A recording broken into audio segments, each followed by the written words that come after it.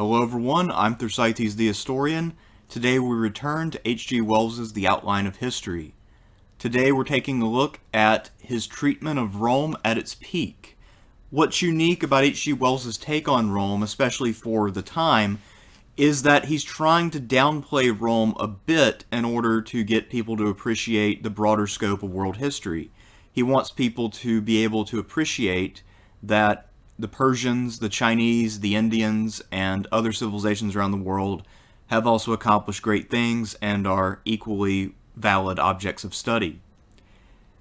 In doing so, he may be overcorrecting when it comes to trying to downplay Rome, and I think that is something that is a feature of any kind of revisionist history. Often when someone is trying to make a point that gets neglected, they overreach with that point, and that requires some scaling back, some balance.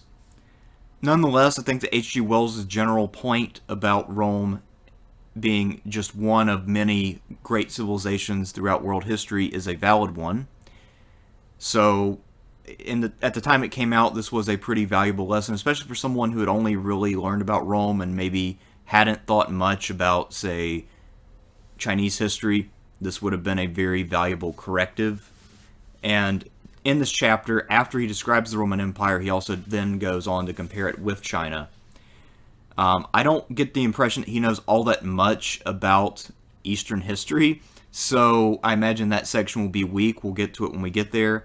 But the general point that he makes is a valid one, that we should think of the world in a broader context, and that Rome isn't the only important civilization from the past. When it comes to the details of how he deals with Rome, a lot of this is very old-fashioned and moralizing. As we'll see at a later point in this, he will talk about how Rome was intellectually and morally stagnant or something along those lines. So this is some very old-school stuff. As I've mentioned on many occasions, I have no real interest in moral causation. I don't think that it's a valid intellectual category of analysis. Nonetheless, moral causation was a pretty prevalent feature of the historiography of this period, so it should come as no surprise that H.G. Wells, following the tradition of previous writers, went along with it. What we'll do in this video is trace what he has to say from when he starts talking about Rome under Augustus, all the way through to approximately the peak of the empire, when he then veers off to talk about China by point of comparison, and then comes back to talk about the fall of Rome. The section on China and then the decline and fall of Rome I will save for a future video, since this chapter is quite lengthy. So, without any further ado, let's just jump right in and see what Mr. Wells has to say about the Roman Empire at its peak. Chapter 27. The Caesars Between the Sea and the Great Plains. Western writers are apt, through their patriotic predispositions, to overestimate the organization, civilizing work, and security of the absolute monarchy that established itself in Rome after the accession of Augustus Caesar. From it we derive the political traditions of Britain, France, Spain, Germany, and Italy, and these countries loom big in the perspectives of European writers. They ignore what Rome destroyed in the East. By the scale of a world history, the Roman Empire ceases to be so overwhelmingly important. It lasted about 4 centuries in all before it was completely shattered. The Byzantine Empire was no genuine continuation of it. It was a damaged resumption of the Hellenic Empire of Alexander. It spoke Greek, its monarch had a Roman title, no doubt, but so, for that matter, had the late Tsar of Bulgaria. Mesopotamia developed for the most part upon lines of its own during the Roman period. Its recent Hellenic acquisitions were extensively modified by the genius of the Persian and Parthian peoples, and in India and China, the influence of Rome was infinitesimal. During its 4 centuries of life, the Empire of Rome had phases of division and complete chaos. Its prosperous years, if they are gathered together and added up, do not amount in all to a couple of centuries. Compared with the quiet, steady expansion, the security and the civilizing task of the contemporary Chinese Empire, or with Egypt between 4000 and 1000 BC, or with Sumer before the Semitic conquest, this amounts to a mere incident in history. The Persian Empire of Cyrus, again, which reached from the Hellespont to the Indus, had as high a standard of civilization, and its homelands remained unconquered and fairly prosperous for over 200 years. Its predecessor, the Median Empire, had endured for half a century. After a brief submergence by Alexander the Great, it rose again as the Seleucid Empire, which endured for some centuries. The Seleucid dominion shrank at last to the west of the Euphrates, and became a part of the Roman Empire. But Persia, revived by the Parthians as a new Persian Empire, first under the Arsacids and then under the Sassanids, outlived the Empire of Rome. It became a refuge for Greek learning from Western suppression, and a hotbed of religious ideas. The Sassanids repeatedly carried war into the Byzantine Empire and held the line of the Euphrates steadfastly. In AD 616, under Chosroes II, they were holding Damascus, Jerusalem, and Egypt, and threatening the Hellespont. But there has been no tradition to keep alive the glories of the Sassanids. The reputation of Rome has flourished through the prosperity of her heirs. The tradition of Rome looms far greater than the reality. A coalescence of the earlier civilizations had occurred, and civilization had spread westward. Semite and Aryan mingled, without combining, in a seething development round the basin of the Mediterranean, and the Roman administration was flung like a net that broke and was mended again, and at last broke altogether over the whole interplay. History distinguishes several groups of Roman emperors who were great administrators. The first of these groups began with Augustus Caesar, 27 BC to AD 14, the Octavian of the previous section, who worked hard at the reorganization of the provincial governments and at financial reform. He established a certain tradition of lawfulness and honesty in the bureaucracy, and he restrained the more monstrous corruptions and tyrannies by giving the provincial citizen the right to appeal to Caesar. But he fixed the European boundaries of the empire along the Rhine and Danube, so leaving Germany, which is the necessary backbone of a safe and prosperous Europe, to barbarism. And he made a similar limitation in the east at the Euphrates, leaving Armenia independent to be a constant bone of contention with the Arsacids and Sassanids. It is doubtful whether he considered that he was fixing the final boundaries of the empire along these lines, or whether he thought it desirable to consolidate for some years before any further attempts at expansion. Tiberius, AD 14 to 37, is also described as a capable ruler, but he became intensely unpopular in Rome, and it was alleged that he was addicted to gross and abominable vices. But his indulgence in these and his personal tyrannies and cruelties did not interfere with the general prosperity of the empire. It is difficult to judge him. Nearly all our sources of information are manifestly hostile to him. Caligula, AD 37 to 41, was insane, but the empire carried on during 4 years of his eccentricity at its head. Finally, he was murdered in his palace by his servants, and there seems to have been an attempt to restore the senatorial government, an attempt which was promptly suppressed by the household legions.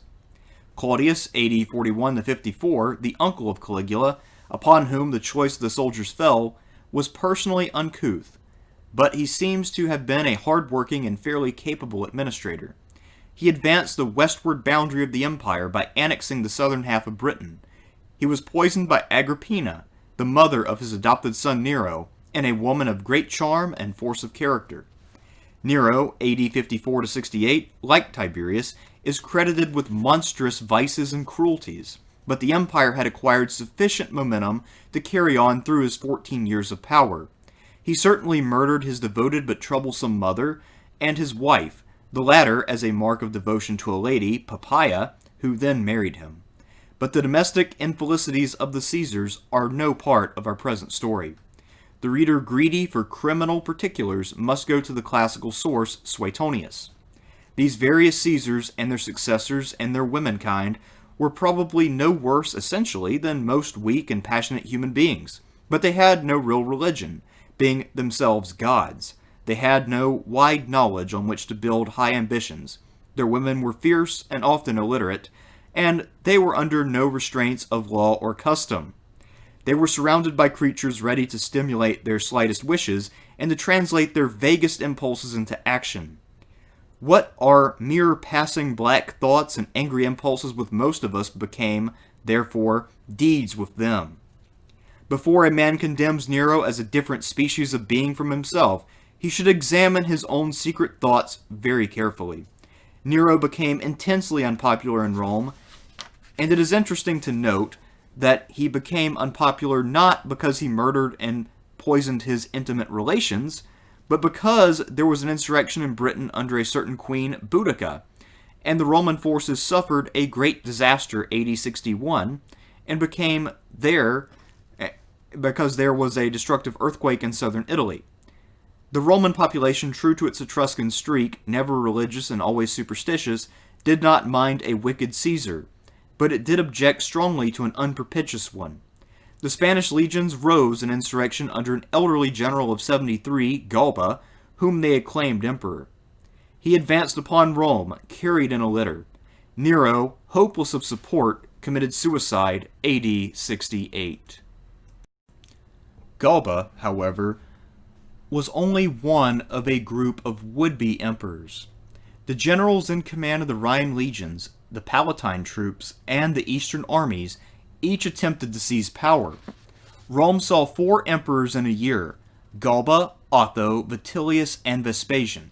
The fourth, Vespasian, AD 69 to 79, from the eastern command, had the firmest grip, and held and kept the prize. But with Nero, the line of Caesars born or adopted ended. Caesar ceased to be the family name of the Roman emperors and became a title: Divus Caesar, the Caesar God. The monarchy took a step forward towards Orientalism by an increased insistence upon the worship of the ruler.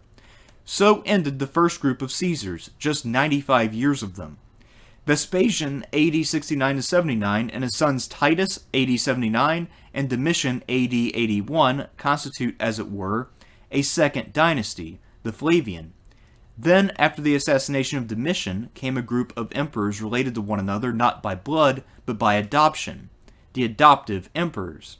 Nerva, AD 96, was the first of this group, and Trajan, AD 98, the second.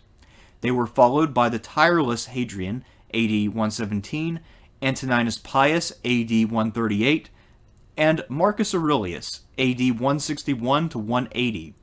Under both the Flavians and the Antonines, the boundaries of the empire crept forward again. North Britain was annexed in AD 84. The angle of the Rhine and Danube was filled in, and what is now Transylvania was made into a new province, Dacia. Trajan also invaded Parthia and annexed Armenia, Assyria, and Mesopotamia. Under his rule, the empire reached its maximum extent. Hadrian, his successor, was of a cautious and retractile disposition. He abandoned these new eastern conquests of Trajan, and he also abandoned North Britain.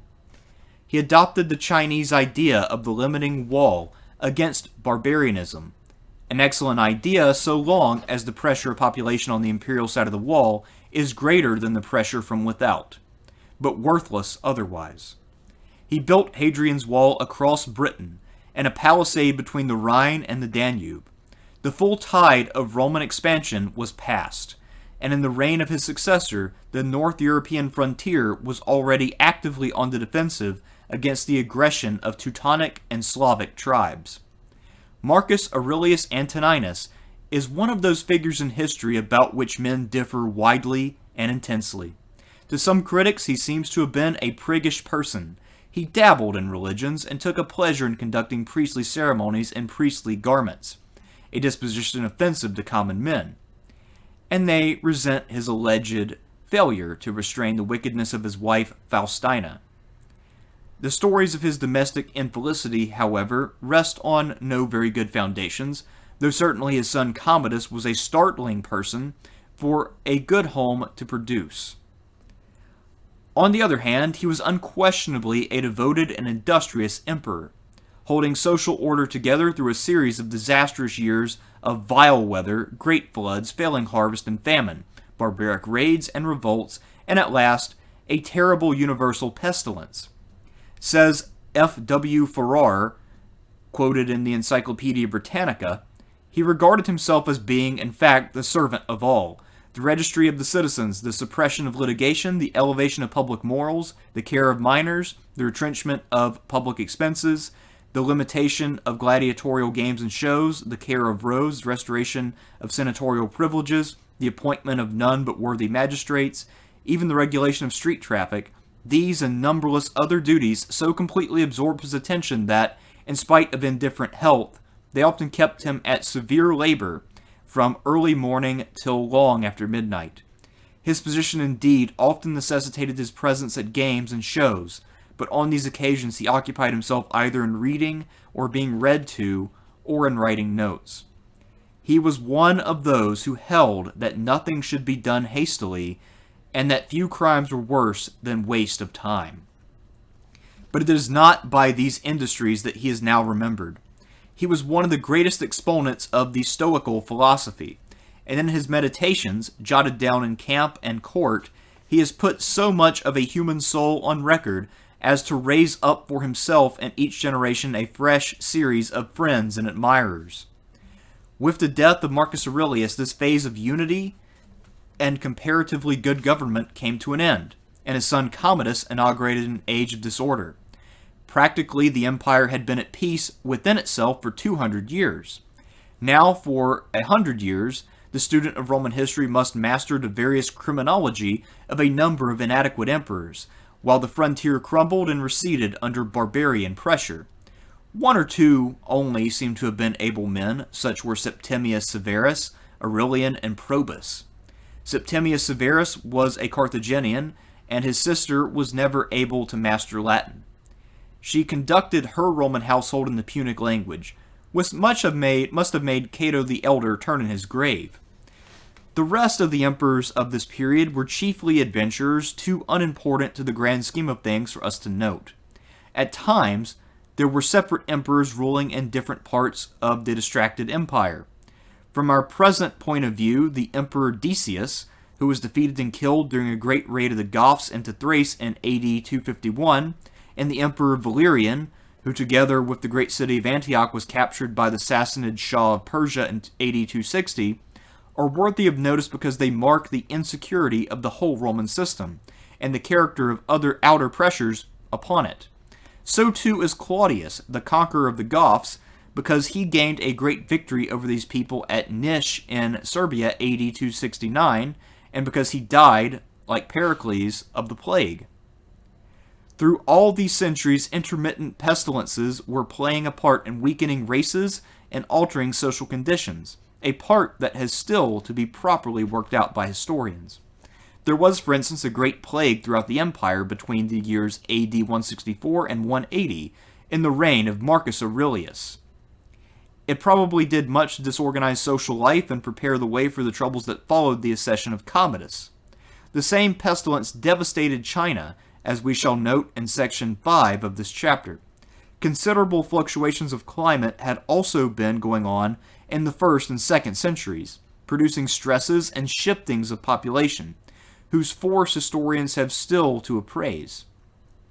But before we go on to tell of the eruptions of the barbarians and the attempts of such later emperors as Diocletian AD 284 and Constantine the Great AD 306 to hold together the heaving and splitting vessel of the state, we must describe something of the condition of human life in the Roman Empire during its 2 centuries of prosperity.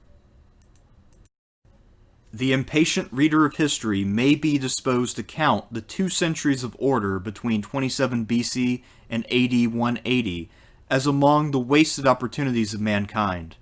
It was an age of spending rather than of creation, an age of architecture and trade in which the rich grew richer and the poor poorer, and the soul and spirit of man decayed. Looked at superficially, as a man might have looked at it from an aeroplane a couple of thousand feet in the air, there was a considerable flourish of prosperity. Everywhere, from York to Cyrene and from Lisbon to Antioch, he would have noted large and well-built cities with temples, theaters, amphitheaters, markets, and the like. Thousands of such cities, supplied by great aqueducts and served by splendid high roads, whose stately remains astonish us to this day. He would have noted an abundant cultivation, and have soared too high to discover that this cultivation was the grudging work of slaves. Upon the Mediterranean and the Red Sea, a considerable traffic would be visible, and the sight of two ships alongside each other would not at that altitude reveal the fact that one was a pirate and plundering the other. And even if the observer came down to closer scrutiny, there would still be much accumulated improvement to note. There had been a softening of manners and a general refinement since the days of Julius Caesar. With this, there had been a real increase of humane feeling. Rome was, in fact, climbing to the level of civilization attained long before by Greece and Babylon and Egypt. During the period of the Antonines, laws for the protection of slaves from extreme cruelty came into existence, and it was no longer permissible to sell them to the gladiatorial schools. Not only were the cities outwardly more splendidly built, but within the homes of the wealthy, there had been great advances in the art of decoration. The gross feasting, animal indulgence, and vulgar display of the earlier days of Roman prosperity were now tempered by a certain refinement. Dress had become richer, finer, and more beautiful. There was a great trade in silk with remote China, for the mulberry tree and the silkworm had not yet begun to move west. By the time silk had ended its long and varied journey to Rome, it was worth its weight in gold. Yet it was used abundantly, and there was a steady flow of the precious metals eastward in exchange. There had been very considerable advances in gastronomy and the arts of entertainment. Petronius describes a feast given by a wealthy man under the early Caesars, a remarkable succession of courses, some delicious, some amazing, exceeding anything that even the splendors and the imagination of modern New York could produce. And the festival was varied by music and by displays of tightrope walking, juggling, Homeric recitations, and the like. There was a considerable amount of what we may describe as rich men's culture throughout the empire. Books were far more plentiful than they had ever been before the time of the Caesars. Men prided themselves upon their libraries, even when the cares and responsibilities of property made them too busy to give their literary treasures much more than a passing examination. The knowledge of Greek spread eastward, and of Latin westward. And if the prominent men of this or that British or Gallic city lacked any profound Greek culture themselves, they could always turn to some slave or other, whose learning had been guaranteed of the highest quality by the slave dealer, to supply the deficiency. It is quite impossible to deal with either the literature or art of Rome as a thing in itself. Both are a continuation and a part of the much greater and more enduring Hellenic culture. Hellenic art and writing throughout a Latin branch. The mother stem existed before the branch grew out and went on growing after the branch had withered. The native impulse of the Latin mind and literary expression before it was deflected by Greek models was towards a form, if one can call it a form, the satura, a form like the modern review in spirit, a medley of invective, imitation, and music. A sort of bard, the vates, also sang sarcastic verse. Fescennine verses to the peasants, and there were orations, dirges, religious litanies. The satura developed with writing into a form of prose and verse miscellany, and this again into a more continuous prose narrative. Much of the Latin literature is lost. Most of it did not appeal, for some reason or other, to the Christian monks as worthy of preservation. But as reading and book reproduction spread, there was probably a very considerable diffusion, indeed, of prose fiction, of which only a few fragments now remain. The Roman people of the later Republic and early Empire was certainly a fiction-reading public. The Satyricon of Petronius, dating from the time of Nero, is a most illuminating vestige. No one who has ever written fiction can read that brilliant piece of writing and not recognize its high technical quality. Hundreds of such books must have existed, and scores of men must have worked at the art before the Satyricon became possible. Along another line, the poetic satire of Horace and Juvenal owes much to the spirit of the satyra, and was also a widely diffused type of reading matter. But from the 3rd century BC onward, the Greek influence imposed the already established forms of the Greek comedy upon the Latin mind, and the Latin comedy is rather a Latinization of that than an indigenous development. plays by Plautus and Terence are available for the student who wishes to sample their quality. There was also a distinctive Latin tradition of plain, clear prose, which Cato the Censor did much to sustain. It is interesting to compare Caesar's De Bello Gallica with Thucydides. In its compact accessibility, if one may shock the earnest scholar by a novel but appropriate image, it is like a fitted dressing bag beside a toilet table. The prestige of Greek learning of an approved and settled type was as high in the Rome of Antoninus Pius as it was in the Oxford and Cambridge of Victorian England. The Greek scholar received the same mixture of unintelligent deference and practical contempt. There was a very considerable amount of Greek scholarship and of written criticism and commentary. Indeed, there was so great an admiration for Greek letters as almost completely to destroy the Greek spirit. And the recorded observations of Aristotle were valued so highly as to preclude any attempt to imitate his organization of further inquiry. Cicero rivaled Demosthenes and Sallust, the Greek historians. Catullus learned to reveal his heart from the best Greek models. As Greece had her epics and so forth, the Romans felt they too must have their epics. The age of Augustus was an age of splendid insincerities. Virgil in the Aeneid set himself modestly but resolutely, and with an elegant successfulness, to parallel the Odyssey and Iliad. Ovid and Horace challenged comparison with the best elegiac and lyric poets of Greece. Concurrently with this golden age of Latin literature, the stream of Greek literature continued to flow wide and abundant. Long after the Latin impetus was over, the Hellenic world was still richly productive. It passed without a break into early Christian literature. We have already told of the brilliant intellectual beginnings of Alexandria and of the comparative decline of Athens. If the science of Alexandria presently died away, the literary flow continued in fair rivalry with Rome. There was an immense copying of books, without which no rich man's home was complete. History and biography continued. Polybius, circa 204 to 122 BC, told of the conquest of Greece by Rome. Plutarch, circa 50 to 100 AD, made his incomparable studies of great men. A vast variety of dialogues and novels appeared and have now, for the most part, disappeared again. A great and original imaginative writer was Lucian, AD 120 to 200, who still commands our interest and admiration.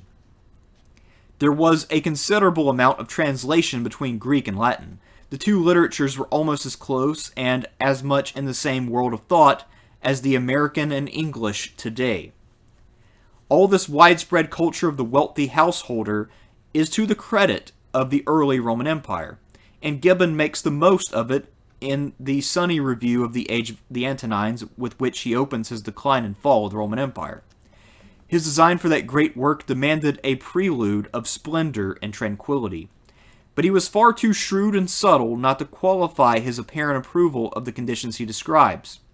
Quote, "Under the Roman Empire," he writes, "the labor of an industrious and ingenious people was variously but incessantly employed in the service of the rich. In their dress, their table, their houses, and their furniture, the favorites of fortune united every refinement of convenience, of elegance, and of splendor. Whatever could soothe their pride or gratify their sensuality. Such refinements, under the odious name of luxury, have been severely arraigned by the moralist of every age. And it might perhaps be more conducive to the virtue, as well as the happiness of mankind, if all possessed the necessaries, and none the superfluities of life. But in the present imperfect condition of society, luxury, though it may proceed from vice or folly, seems to be the only means that can correct the unequal distribution of property. The diligent mechanic and the skillful artist, who have obtained no share in the division of the earth, receive a voluntary tax from the possession of land, and the latter are prompted by a sense of interest to improve those estates, with whose produce they may purchase additional pleasure. This operation, the particular effects of which are felt in every society, acted with much more diffuse energy in the Roman world. The provinces would soon have been exhausted of their wealth if the manufacturers and commerce of luxury had not insensibly restored to the industrious subjects the sums which were extracted from them by the arms and authority of Rome. And so on, with a sting of satire in every fold of the florid description. If we look a little more widely than a hovering aeroplane can do at the movement of races upon the earth, or a little more closely than an inspection of streets, amphitheaters, and banquets goes into the souls and thoughts of men, we shall find that this impressive display of material prosperity is merely the shining garment of a polity blind to things without and things within, and blind to the future. If, for instance, we compare the 2 centuries of Roman ascendancy and opportunity, the 1st and 2nd centuries AD, with the 2 centuries of Greek and Hellenic life beginning about 466 BC with the supremacy of Pericles in Athens, we are amazed by, we cannot call it an inferiority, it is a complete absence of science. The incuriousness of the Roman rich and the Roman rulers was more massive and monumental even than their architecture. In one field of knowledge particularly, we might have expected the Romans to have been alert and enterprising, and that was geography. Their political interests demanded a steadfast inquiry into the state of affairs beyond their frontiers, and yet that inquiry was never made. There is practically no literature of Roman travel beyond the imperial limits, no such keen and curious accounts as Herodotus gives of the Scythians, the Africans, and the like. There is nothing in Latin to compare with the early descriptions of India and Siberia that are to be found in Chinese. The Roman legions went at one time into Scotland, yet there remains no really intelligent account of Picts or Scots, much less any glance to the seas beyond. Such explorations as those of Hanno or Pharaoh Necho seem to have been altogether beyond the scope of the Roman imagination. It is probable that after the destruction of Carthage, the amount of shipping that went out into the Atlantic through the Strait of Gibraltar fell to inconsiderable proportions. Still more impossible in this world of vulgar wealth, enslaved intelligence, and bureaucratic rule was any further development of the astronomy and physiography of Alexandria. The Romans do not seem even to have inquired what manner of men wove the silk and prepared the spices or collected the amber and the pearls that came into their markets. Yet the channels of inquiry were open and easy. Pathways led in every direction to the most convenient jumping-off places for explorers it is possible to imagine. The most remote countries of the ancient world were ransacked to supply the pomp and delicacy of Rome. The forest of Scythia afforded some valuable furs. Amber was brought overland from the shores of the Baltic to the Danube, and the barbarians were astonished at the price that they could receive in exchange for so useless a commodity. There was a considerable demand for Babylonian carpets and other manufactures of the East. But the most important branch of foreign trade was carried on with Arabia and India. Every year, about the time of the summer solstice, a fleet of 120 vessels sailed from Myos Hormos, a port of Egypt on the Red Sea. By the periodical assistance of the monsoons, they traversed the ocean in about 40 days. The coast of Malabar, or the island of Ceylon, was the usual term of their navigation, and it was in those markets that the merchants from the more remote countries of Asia expected their arrival. The return of the fleet to Egypt was fixed for the months of December or January, and as soon as their rich cargo had been transported on the backs of camels from the Red Sea to the Nile and had descended that river as far as Alexandria, it was poured without delay into the capital of the empire. That paragraph was lifted from Gibbon, by the way, so just so you're aware. There were Roman warehouses in South India, and 2 cohorts were stationed at Cranganore on the Malabar coast, where there was also a temple of Augustus. Yet Rome was content to feast, exact, grow rich, and watch its gladiatorial shows without the slightest attempt to learn anything of India, China, Persia, or Scythia, Buddha or Zoroaster, or about the Huns, the Negroes, the people of Scandinavia, or the secrets of the Western Sea. When we realize the uninspiring quality of the social atmosphere which made this indifference possible, we're able to account for the failures of Rome during its age of opportunity to develop any physical or chemical science, and as a consequence to gain increased control over matter. Most of the physicians in Rome were Greeks, and many of them slaves, for the Roman wealthy did not even understand that a bought mind is a spoilt mind. Yet, this was not due to any want of natural genius among the Roman people. It was due entirely to their social and economic conditions. From the Middle Ages to the present day, Italy has produced a great number of brilliant scientific men. And one of the most shrewd and inspired of the scientific writers was an Italian, Lucretius, who lived at the time of Marius and Julius Caesar, about 100 BC to about 55 BC. This amazing man was of the quality of Leonardo da Vinci, also an Italian, or Newton. He wrote a long Latin poem about the processes of nature, De Rerum Natura, in which he guessed with astonishing insight about the constitution of matter and about the early history of mankind. Osborne, in his Old Stone Age, quotes with admiration long passages from Lucretius about primitive man. So good and true are they today. But this was an individual display, a seed that bore no fruit. Roman science was stillborn into a suffocating atmosphere of wealth and military oppression. The true figure to represent the classical Roman attitude to science is not Lucretius, but the Roman soldier who hacked Archimedes to death at the storming of Syracuse. And if the physical and biological sciences wilted and died on the stony soil of Roman prosperity, political and social science never had a chance to germinate. Political discussion would have been treason to the emperor. Social or economic inquiry would have threatened the rich. So Rome, until disaster fell upon her, never examined into her own social health, never questioned the ultimate value of her hard officialism.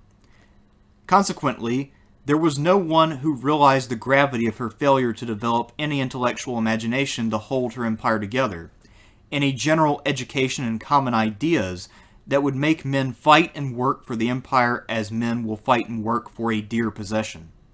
But the rulers of the Roman Empire did not want their citizens to fight for anything in any spirit at all. The rich had eaten the heart out of the general population, and they were content with the meal they had made. The legions were filled with Germans, Britons, Numidians, and the like, and until the very end, the wealthy Romans thought they could go on buying barbarians to defend them against the enemy without and the rebel poor within. How little was done in education by the Romans is shown by an account of what was done. Says Mr. H. Stuart Jones, Julius Caesar bestowed Roman citizenship on teachers of the liberal arts. Vespasian endowed professorships of Greek and Latin oratory at Rome, and later emperors, especially Antoninus Pius, extended the same benefits to the provinces. Local enterprise and munificence were also devoted to the cause of education. We learn from the correspondence of the younger Pliny that public schools were founded in the towns of northern Italy. But though there was a wide diffusion of knowledge under the empire, there was no true intellectual progress. Augustus, it is true, gathered about him the most brilliant writers of his time, and the debut of the new monarchy coincided with the golden age of Roman literature.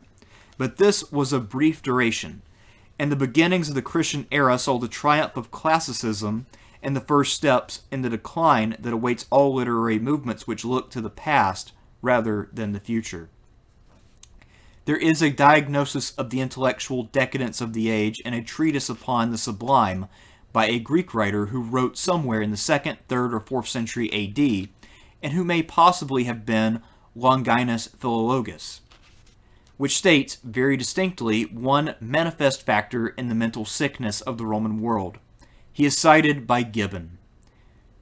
The sublime Longinus, who, in somewhat a later period and in the court of a Syrian queen, Zenobia, preserved the spirit of ancient Athens, observes and laments the degeneracy of his contemporaries, which debased their sentiments, enervated their courage, and depressed their talents. In the same manner, says he, as some children always remain pygmies, whose infant limbs have been too closely confined, Thus, our tender minds, fettered by the prejudices and habits of a just servitude, are unable to expand themselves or to attain that well-proportioned greatness which we admire in the ancients, who, living under a popular government, wrote with all the same freedom as they acted. But this critic grasped only one aspect of the restraints upon mental activity, the leading strings that kept the Roman mind in a permanent state of infantilism constituted a double servitude. They were economic as well as political. The account Gibbon gives of the life and activities of a certain Herodes Atticus, who lived in the time of Hadrian, shows just how little was the share of the ordinary citizen in the outward magnificence of the time. This Atticus had an immense fortune, and he amused himself by huge architectural benefactions to various cities. Athens was given a race course, and a theater of cedar, curiously carved, was set up there to the memory of his wife.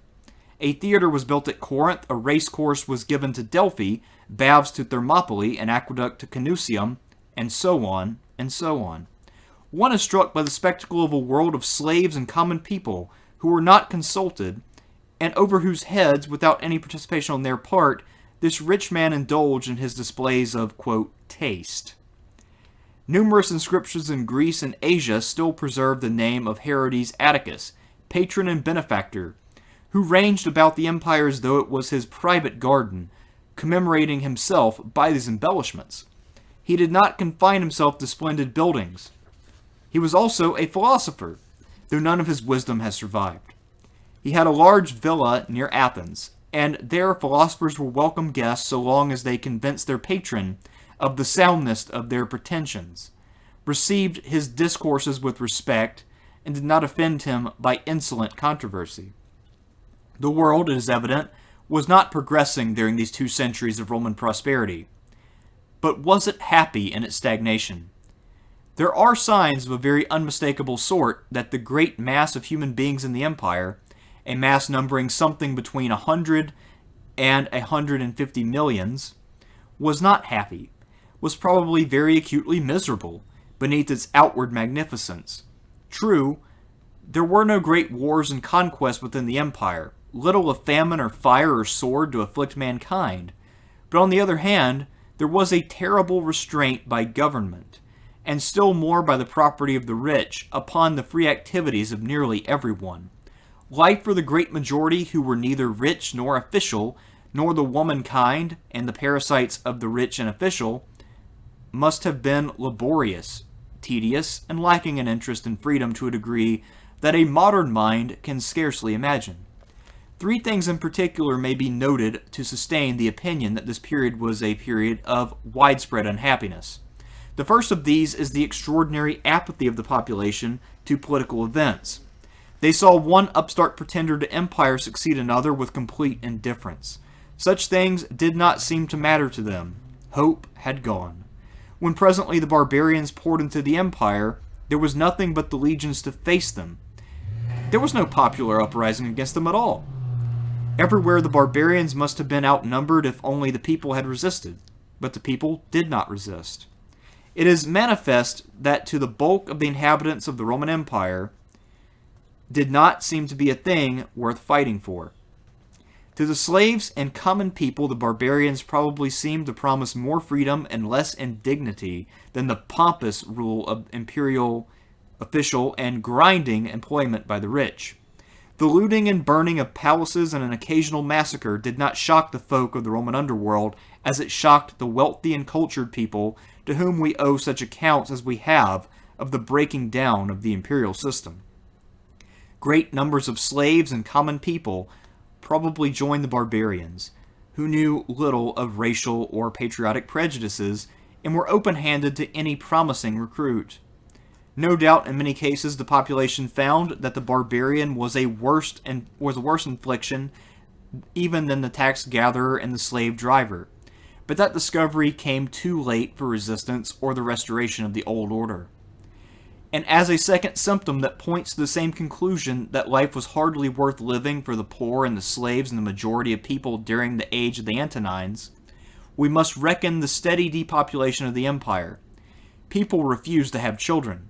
They did so, we suggest, because their homes were not safe from oppression, because, in the case of slaves, there was no security that the husband and wife would not be separated, because there was no pride nor reasonable hope in children anymore.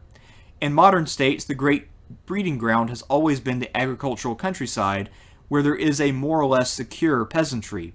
But under the Roman Empire, the peasant and the small cultivator was either a worried debtor, or he was held in a network of restraints that made him a spiritless serf, or he had been ousted altogether by the gang production of slaves. A third indication that this outwardly flourishing period was one of deep unhappiness and mental distress for vast multitudes is to be found in the spread of new religious movements throughout the population. We have seen how, in the case of the little country of Judea, a whole nation may be infected by the persuasion that life is unsatisfactory and wrong, and that something is needed to set it right. The mind of the Jews, as we know, had crystallized about the idea of the promise of the one true God and the coming of a Savior or Messiah. Rather different ideas from this were spreading throughout the Roman Empire. They were but varying answers to one universal question: what must one do for salvation? A frequent and national consequence of disgust with life, as it is to throw the imagination forward to an afterlife, which is to redeem all the miseries and injustices of this one. The belief of such compensation is a great opiate for present miseries. Egyptian religion had long been saturated with anticipations of immortality, and we have seen how central was that idea to the cult of Serapis and Isis at Alexandria. The ancient mysteries of Demeter and Orpheus, the mysteries of the Mediterranean race, revived and made a sort of theocracia with these new cults. A second great religious movement was Mithraism, a development of Zoroastrianism, a religion of very ancient Aryan origin, traceable back to the Indo-Iranian people before they split into Persians and Hindus. We cannot here examine its mysteries in any detail. Mithras was a god of light, a son of righteousness, and in the shrines of the cult he was always represented as slaying a sacred bull whose blood was the seed of life. Suffice it that, complicated with many added ingredients, this worship of Mithras came into the Roman Empire about the time of Pompey the Great and began to spread very widely under the Caesars and Antonines. Like the Isis religion, it promised immortality. Its followers were mainly slaves, soldiers, and distressed people. In its methods of worship, in the burning of candles before the altar and so forth, it has a certain superficial resemblance to later developments of the ritual of the third great religious movement in the Roman world, Christianity. Christianity also was a doctrine of immortality and salvation, and it too spread at first chiefly among the lowly and unhappy. Christianity has been denounced by modern writers as a slave religion. It was. It took the slaves and the downtrodden, and it gave them hope and restored their self-respect so that they stood up for righteousness like men and faced persecution and torment. But of the origins and quality of Christianity, we will tell more fully in a later chapter. We have said already that the artistic and literary culture of Rome was merely a branch of the great Hellenic culture, which had inherited all that Greece and Nearer Asia, Babylon and Egypt had to bestow. But in certain directions, the Roman system gave very definite thrust of its own, and in none more than in architecture. The Roman Empire marks a new phase of history, a change in scale, which was reflected in the greater boldness and larger size of its buildings. The chief gifts of Rome to architecture were cement and the free use of the arch. Wherever the Roman legions went the arch and cement. Cement rendered possible vast domes and vaults, which could be faced with marble. The rich Corinthian column was taken and varied and elaborated and used in conjunction with arches. The arcade is typically Roman. So too is the disposition towards rounded buildings and the superposition of arcades in stories. Wherever the Romans went, they left amphitheaters, triumphal arches, colonnaded streets, aqueducts, and palatial buildings. Also, they made roads with reasonable grades and fine bridges and aqueducts. To this day, the Italian is the finest road maker in the world. The architecture of Rome had no such orderly development as the Egyptian and Greek. Its earliest efforts followed upon Etruscan lines and were in timber faced with terracotta. Gradually, stone replaced the timber, but with the coming of the empire, the Greek architect came to Rome and seized upon the new opportunities and materials that offered themselves to him. Roman architecture did not so much develop as break out, but having broken out, it prevailed mightily. A vigorous sculpture, also Greek in its essentials, went with the Roman eagles. A community of big, rich men is almost inevitably productive of portraiture, and the vividly individualized portrait bust or statue reached its highest developments under the later Republic and early Caesars. Painting also continued full of vitality. The fortunate accident of the destruction and preservation of Pompeii and Herculaneum by Vesuvius has enabled the modern world to appreciate the abundance, variety, and beauty of pictorial art in the 1st century AD. These places were the resorts of rich, but by no means preeminently rich people, and the wealth of pleasant things they contain gives us the measure of the finer work that is now lost to us. Another type of work in which the early Roman Empire outshone any preceding phase of civilization was the mosaic. Glasswork was also carried to new levels of beauty, chiefly by Greek and Oriental workmen. With the misfortunes and disorders that closed in upon the Western Roman Empire at the end of the 2nd century AD, a check came to much of its artistic productivity. Portraiture continued, architecture revived again, but after the 3rd century the fluent naturalism of much of the sculpture stiffened under Oriental influences. We have already shown reason for our statement that the Roman imperial system was a very unsound political growth indeed. It is absurd to write of its statecraft. It had none. At its best, it had a bureaucratic administration which kept the peace of the world for a time, and failed altogether to secure it. Let us note here the main factors in its failure. The clue to all its failure lies in the absence of any free mental activity and any organization for the increased development and application of knowledge. It respected wealth and it despised science. It gave government to the rich and imagined that wise men could be bought and bargained for in the slave markets when they were needed. It was, therefore, a colossally ignorant and unimaginative empire. It foresaw nothing.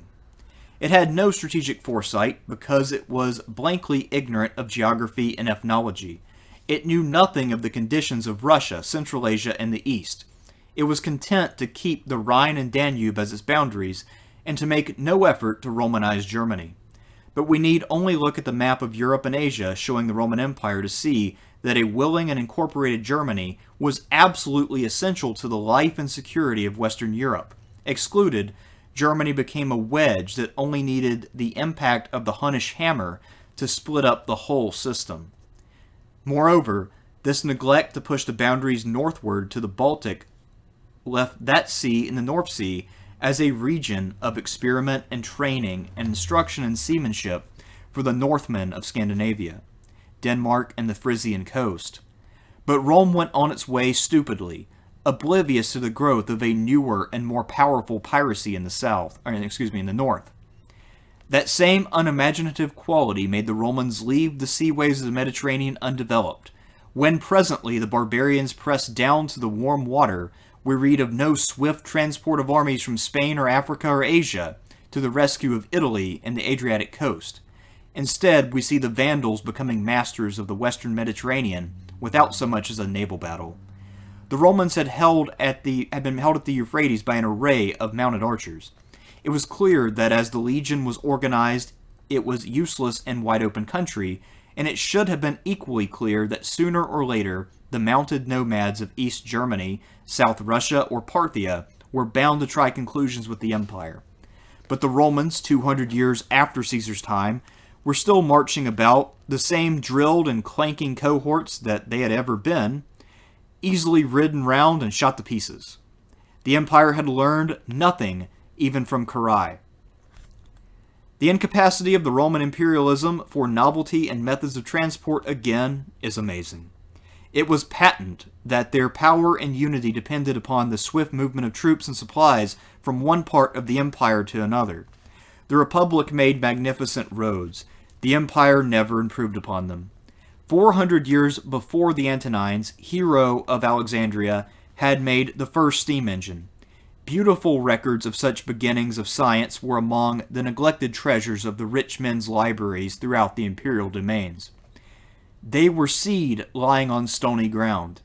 The armies and couriers of Marcus Aurelius drudged along the roads exactly as the armies of Scipio Africanus had done 3 centuries before them. The Roman writers were always lamenting the effeminacy of the age. It was their favorite cant. They recognized that the free men of the forest and steppes and desert were harder and more desperate fighters than their citizens, but the natural corollary of developing the industrial power of their accumulations of population to make a countervailing equipment never entered their heads. Instead, they took the barbarians into their legions, taught them the arts of war, marched them about the empire, and returned them, with their lesson well learnt, to their own people. In view of these obvious negligences, it is no wonder that the Romans disregard the more subtle thing, the soul of the empire, altogether, and made no effort to teach or train or win its common people into any conscious participation with its life. Such teaching or training would, indeed, have run counter to all the ideas of the rich men and the imperial officials. They had made a tool of religion. Science, literature, and education they had entrusted to the care of slaves, who were bred and trained and sold like dogs or horses. Ignorant, pompous, and base, the Roman adventurers of finance and property, who created the empire, lorded it with a sense of the utmost security, while their destruction gathered without the empire and within. By the 2nd and 3rd centuries AD, the overtaxed and overstrained imperial machine was already staggering towards its downfall.